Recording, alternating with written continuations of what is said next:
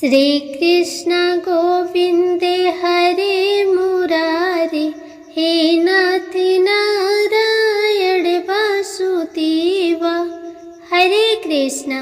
हे प्रिय भक्तों, आप सभी को कार्तिक मास कृष्ण पक्ष की रमा एकादशी व्रत की हार्दिक शुभकामनाएं। कार्तिक मास के कृष्ण पक्ष की एकादशी को रमा एकादशी के नाम से जाना जाता है। इस व्रत को करने से मनुष्य के अगले पिछले सभी जन्मों के पाप कट जाते हैं और मनुष्य को मोक्ष की प्राप्ति होती है। हे प्रिय भक्तों, आज के इस वीडियो में आप रमा एकादशी की संपूर्ण व्रत कथा का श्रवण करेंगे। तो कथा को बड़े ही श्रद्धा और प्रसन्नचित मन से कथा को पूरा अवश्य सुनिएगा।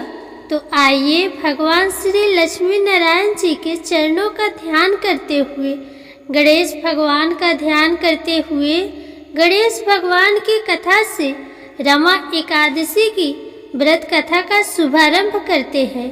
ओम श्री गणेशाय नमः। एक बार गणेश जी भगवान एक बहुत सुंदर गांव से गुजर रहे थे। इस गांव के खेत हरे भरे थे। सुबह का समय था। ठंडे पवन का आनंद लेते हुए गणेश जी मूषक पर सवार होकर चले जा रहे थे। इतने में वह एक खेत से गुजरे तो आनंदवश फसलों में हाथ फिरा दिया। गणेश जी के ऐसा करने से उस फसल के कुछ दाने हाथ में आ गए। अब गणेश जी को पछतावा हुआ कि उन्होंने तो चोरी कर ली। भले ही उन्होंने जानबूझकर नहीं चुराया, लेकिन अब फसल के दाने तो उनके हाथ में आ गए। गणेश जी ने गिने तो वह 12 थे। अब गणेश जी ने उस खेत के मालिक को खोजा और उन सेठ जी के यहाँ 12 साल की नौकरी पर लग गए। एक दिन सेठानी राख से हाथ धोने लगी तो गणेश जी ने सेठानी का हाथ पकड़कर मिट्टी से हाथ धुलवा दिया। सेठानी ने सेठ जी से शिकायत की और कहा कि देखो, नौकर ने मेरा हाथ पकड़ लिया। सेठ जी ने गणेश को बुलाकर पूछा कि तुमने सेठानी का हाथ क्यों पकड़ा? गणेश जी ने बोला कि मैंने तो बस ये कह रहा था कि राख से हाथ धोने से घर की लक्ष्मी नाराज होकर घर से चली जाती है और मिट्टी से हाथ धोने से आती है। सेठ जी ने सोचा कि गणेश ठीक कह रहा है। थोड़े दिनों बाद कुंभ का मेला आया। सेठ जी ने कहा, गणेश, सेठानी को कुंभ के मेले में स्नान करा के ले आओ। सेठानी किनारे पर बैठकर नहा रही थी तो गणेश जी ने उनका हाथ पकड़कर आगे डुबकी लगवा लाए। घर आकर सेठानी ने सेठ से कहा कि गणेश ने तो मेरी इज्जत ही नहीं रखी और इतने सारे आदमियों के बीच में मुझे घसीटकर आगे पानी में ले गए। तब सेठ जी ने गणेश जी को पूछा कि ऐसा क्यों किया? तो गणेश जी ने कहा कि सेठानी किनारे बैठकर गंदे पानी से नहा रही थी तो मैं आगे अच्छे पानी में डुबकी लगवाकर ले आया। इससे अगले जन्म में बहुत बड़े राजा और राजपाट मिलेगा। सेठ जी ने सोचा कि गणेश ठीक कह रहा है। एक दिन घर में पूजा पाठ हो रही थी, हवन हो रहा था। सेठ जी ने गणेश को कहा कि जाओ, सेठानी को बुलाकर ले आओ। गणेश सेठानी को बुलाने गए तो सेठानी काले चुनरी ओढ़कर चलने लगी तो गणेश जी ने काले चुनरी फाड़ दी और कहा कि लाल चुनरी ओढ़ के चलो। सेठानी नाराज होकर सो गई। सेठ जी ने आकर पूछा, क्या बात है? तो सेठानी ने बोला कि गणेश ने मेरी चुनरी फाड़ दी। सेठ जी ने गणेश को बुलाकर बहुत डांटा तो गणेश जी ने कहा, पूजा पाठ में काला वस्त्र नहीं पहनते हैं, इसीलिए मैंने लाल वस्त्र के लिए कहा। काला वस्त्र पहनने से कोई भी शुभ काम सफल नहीं होता है। फिर सेठ जी ने सोचा कि गणेश है तो समझदार। एक दिन सेठ जी पूजा करने लगे तो पंडित जी ने बोला कि वो गणेश जी की मूर्ति लाना भूल गया। अब क्या करे? तो गणेश जी ने बोला कि मेरे को ही मूर्ति बनाकर विराजमान कर लो, आपके सारे काम सफल हो जाएंगे। यह बात सुनकर सेठ जी को भी बहुत गुस्सा आया और बोला कि तुम तो अब तक सेठानी से ही मजाक करते थे, मेरे से भी करने लग गए। तो गणेश जी ने कहा, मैं मजाक नहीं कर रहा हूँ, मैं सच बता रहा हूँ। इतने में ही गणेश जी का रूप धारण कर लिया और सेठ और सेठानी ने ही गणेश जी की पूजा की। पूजा खत्म होते ही गणेश जी अंतर ध्यान हो गए। सेठ सेठानी को बहुत धोखा हुआ और उन्होंने कहा कि हमारे पास तो गणेश जी रहते थे और हमने उनसे इतना काम कराया। तो गणेश जी ने सपने में आकर सेठ जी को कहा कि आपके खेत से मैंने 12 अनाज के दाने तोड़ लिए थे, उसी का दोष उतारने के लिए मैंने आपके यहाँ काम किया था। सेठ जी के करोड़ों की माया हो गई। हे गणेश जी महाराज, जैसा सेठ जी को दिया वैसा सबको देना, कहते को सुनते को और सारे परिवार को देना। जय श्री गणेश जी। हे प्रिय भक्तों, अब आप सुनिए रमा एकादशी की व्रत कथा। धर्मराज युधिष्ठिर कहने लगे कि हे भगवान, कार्तिक कृष्ण एकादशी का क्या नाम है, इसकी विधि क्या है और इसको करने से क्या फल मिलता है, सो आप विस्तार पूर्वक बताइए। भगवान श्री कृष्ण बोले कि कार्तिक कृष्ण पक्ष की एकादशी का नाम रमा है। यह बड़े बड़े पापों का नाश करने वाली है। इसका महात्म्य मैं तुमसे कहता हूँ, ध्यान पूर्वक सुनो। हे राजन, प्राचीन काल में मुचुकुंद नाम का एक राजा था। उसके इंद्र के साथ मित्रता थी और साथ ही में यम, कुबेर, वरुण और विभीषण भी उसके मित्र थे। यह राजा बड़ा धर्मात्मा, विष्णु भक्त और न्याय के साथ राज करता था। उस राजा की एक कन्या थी जिसका नाम चंद्रभागा था।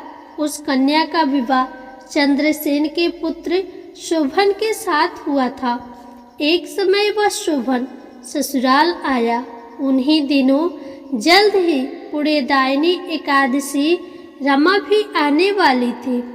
जब व्रत का दिन समीप आया तो चंद्रभागा के मन में अत्यंत सोच उत्पन्न हुआ कि मेरे पति अत्यंत दुर्बल है और मेरे पिता की आज्ञा अति कठोर है। दशमी को राजा ने ढोल बजवाकर सारे राज्य में यह घोषणा करवा दी कि एकादशी को भोजन नहीं करना चाहिए।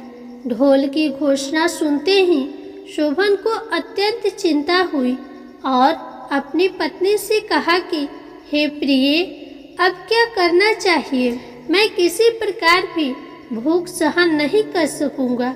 ऐसा उपाय बतलाओ कि जिससे मेरे प्राण बच सके, अन्यथा मेरे प्राण अवश्य चले जाएंगे।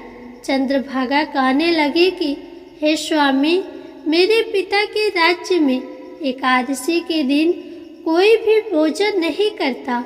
हाथी, घोड़ा, ऊंट, बिल्ली, गौ आदि भी तृण, अन्न, जल आदि ग्रहण नहीं कर सकते। फिर मनुष्य का तो कहना ही क्या है। यदि आप भोजन करना चाहते हैं तो किसी दूसरे स्थान पर चले जाइए, क्योंकि यदि आप यहीं रहना चाहते हैं तो आपको अवश्य व्रत करना पड़ेगा। ऐसा सुनकर शोभन कहने लगा कि हे प्रिय, मैं अवश्य व्रत करूँगा। जो भाग्य में होगा वह देखा जाएगा। इस प्रकार से विचार कर शोभन ने व्रत रख लिया और वह भूख व प्यास से अत्यंत पीड़ित होने लगा। जब सूर्य नारायण अस्त हो गए और रात्रि को जागरण का समय आया, जो वैष्णवों को अत्यंत हर्ष देने वाला था, परंतु शोभन के लिए अत्यंत दुखदायी हुआ। प्रातः काल होते शोभन के प्राण निकल गए। तब राजा ने सुगंधित काठ से उसका दाह संस्कार करवाया, परंतु चंद्रभागा ने अपने पिता की आज्ञा से अपने शरीर को दग्ध नहीं किया और शोभन की अंत्येष्टि क्रिया के बाद अपने पिता के घर में ही रहने लगी। रमा एकादशी के प्रभाव से शोभन को मंदराचल पर्वत पर धन्य धान से युक्त तथा शत्रुओं से रहित एक सुंदर देवपुर प्राप्त हुआ। वह अत्यंत सुंदर रत्न और वैदुर्यमणि जटित स्वर्ण के खंभों पर निर्मित अनेक प्रकार की स्फटिक मणियों से सुशोभित भवन में बहुमूल्य वस्त्र आभूषणों तथा छत्र व चंवर से विभूषित गंधर्व और अप्सराओं से युक्त सिंहासन पर आरूढ़ ऐसा शोभायमान होता था मानो दूसरा इंद्र विराजमान हो। एक समय मुचकुंद नगर में रहने वाले एक सोम शर्मा ब्राह्मण तीर्थ यात्रा करता हुआ घूमता घूमता उधर जा निकला और उसने शोभन को पहचान लिया कि यह तो राजा का चमाई शोभन है। उसके निकट गया। शोभन भी उसे पहचान कर अपने आसन से उठकर उसके पास आया और प्रणाम आदि करके कुशल प्रश्न किया। ब्राह्मण ने कहा कि राजा मुचकुंद और आपकी पत्नी सकुशल है, नगर में भी सब प्रकार से कुशल है, परंतु हे राजन, हमें आश्चर्य हो रहा है। आप अपना वृतांत कहिए कि ऐसा सुंदर नगर जो न कभी देखा हो न सुना हो आपको कैसे प्राप्त हुआ। तब शोभन बोला कि कार्तिक कृष्ण की रमा एकादशी का व्रत करने से मुझे यह नगर प्राप्त हुआ, परंतु यह अस्थिर है। यह स्थिर हो जाए ऐसा उपाय कीजिए। ब्राह्मण कहने लगा कि हे राजन, यह स्थिर क्यों नहीं है और कैसे स्थिर हो सकता है, आप बताइए, फिर मैं अवश्य में वह उपाय करूँगा। मेरी इस बात को आप मिथ्या न समझिए। शोभन ने कहा कि मैंने इस व्रत को श्रद्धा रहित होकर किया है, अतः यह सब कुछ अस्थिर है। यदि आप मुचकुंद की कन्या चंद्रभागा को यह सब वृतांत कहे तो यह स्थिर हो सकता है। ऐसा सुनकर उस श्रेष्ठ ब्राह्मण ने अपने नगर लौटकर चंद्रभागा से सब वृतांत का सुनाया। ब्राह्मण के वचन सुनकर चंद्रभागा बड़ी प्रसन्नता से ब्राह्मण से कहने लगी कि हे ब्राह्मण, यह सब बातें आपने प्रत्यक्ष देखी है या स्वप्न की बातें कर रहे हैं। ब्राह्मण कहने लगा कि हे पुत्री, मैंने महावन में तुम्हारे पति को प्रत्यक्ष देखा है, साथ ही किसी से विजय न हो ऐसा देवताओं के नगर के समान उनका नगर भी देखा है। उन्होंने यह भी कहा है कि यह स्थिर नहीं है। जिस प्रकार वह स्थिर रह सके सो उपाय करना चाहिए। चंद्रभागा कहने लगी कि विप्रवर, तुम मुझे वहाँ ले चलो। मुझे पति देव के दर्शन की तीव्र लालसा है। मैं अपने किए हुए पुण्य से उस नगर को स्थिर बना दूंगी। आप ऐसा कार्य कीजिए जिससे उनका हमारा संयोग हो, क्योंकि वियोगियों को मिला देना महान पुण्य है। सोम शर्मा यह बात सुनकर चंद्रभागा को लेकर मंदराचल पर्वत के समीप वामदेव ऋषि के आश्रम पर गया। वामदेव जी ने सारी बात सुनकर वेद मंत्रों के उच्चारण से चंद्रभागा का अभिषेक कर दिया। तब ऋषि के मंत्र के प्रभाव और एकादशी के व्रत से चंद्रभागा का शरीर दिव्य हो गया और वह दिव्य गति को प्राप्त हुई। इसके बाद बड़ी प्रसन्नता के साथ अपने पति के निकट गई। अपनी प्रिय पत्नी को आते देखकर शोभन अति प्रसन्न हुआ और उसे बुलाकर अपनी बाईं तरफ बिठा लिया। चंद्रभागा कहने लगी कि हे प्राणनाथ, आप मेरे पुण्य को ग्रहण कीजिए। अपने पिता के घर जब मैं 8 वर्ष की थी तभी से विधि पूर्वक एकादशी के व्रत को श्रद्धा पूर्वक करती आ रही हूँ। इस पुण्य के प्रताप से आपका यह नगर स्थिर हो जाएगा। तथा समस्त कर्मों से युक्त होकर प्रलय के अंत तक रहेगा। इस प्रकार चंद्रभागा ने दिव्य आभूषणों और वस्त्रों से सुसज्जित होकर अपने पति के साथ आनंद पूर्वक रहने लगी। भगवान श्री कृष्ण कहने लगे, हे राजन, यह मैंने रमा एकादशी का महात्म्य कहा है।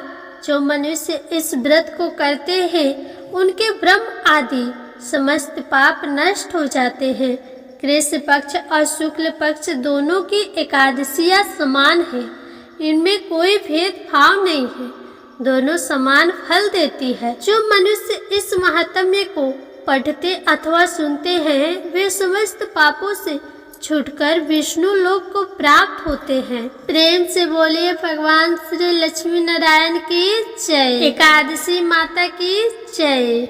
हे प्रिय भक्तों, अगर आपको यह कथा पसंद आई हो तो वीडियो को लाइक करें, शेयर करें और कमेंट बॉक्स में श्री लक्ष्मी नारायण की जय जरूर लिखें तथा चैनल को सब्सक्राइब भी कर दें।